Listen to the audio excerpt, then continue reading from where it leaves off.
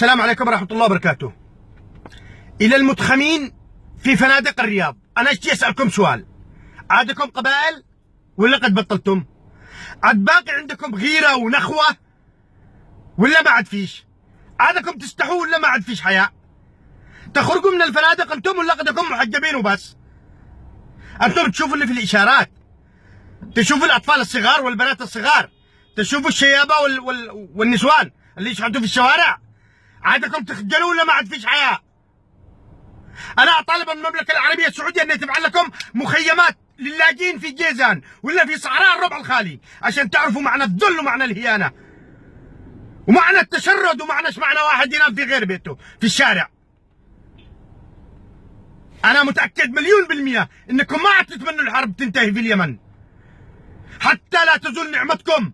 أعجبكم الذبايح والمفطحات والصالات والعزايم والأعراس والحفلات والفنادق والحياة الرفاهية، ونسيتم قضية اليمن.